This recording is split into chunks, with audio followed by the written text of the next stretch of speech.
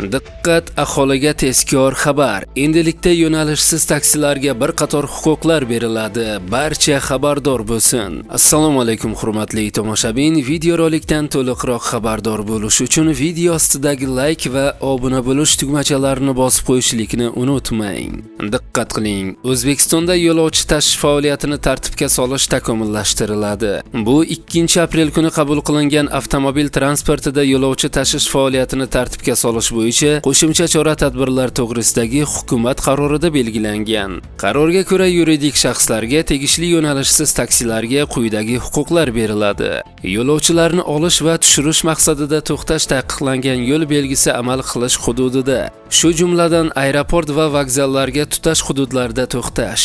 Aeroportlar, temir yo'l vokzallari, avtovokzallar, ustav fondida, ustav kapitalida, davlat ulushi 50% va undan ortiq bo'lgan qurilish mollari, dehqon va buyum bozorlari hamda savdo majmualarining pulli to'xtash joylariga yo'lovchilarni olish va turish uchun bepul kirish.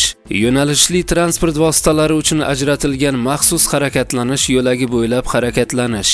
Bundan tashqari 2025-yil 15-apreldan 2026-yil yakunigacha eksperiment tariqasida Toshkent shahrida turlari Transport vazirligi tomonidan tasdiqlanadigan haydovchidan tashqari 4 tadan ortiq va 8 tadan ko'p bo'lmagan o'rindiqlarga hamda yuqori qulayliklarga ega avtotransport vositalarida o'zini o'zi band qilgan shaxslar tomonidan yo'nalishsiz taksi faoliyatini amalga oshirishga ruxsat etiladi.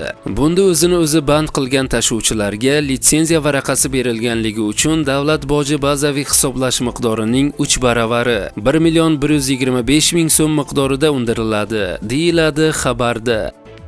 Hurmatli tomoshabin, eng so'nggi va rasmiy xabarlardan birinchilardan bo'lib xabardor bo'lishni istasangiz, kanalimizga obuna bo'ling va bizni kuzatishda davom eting.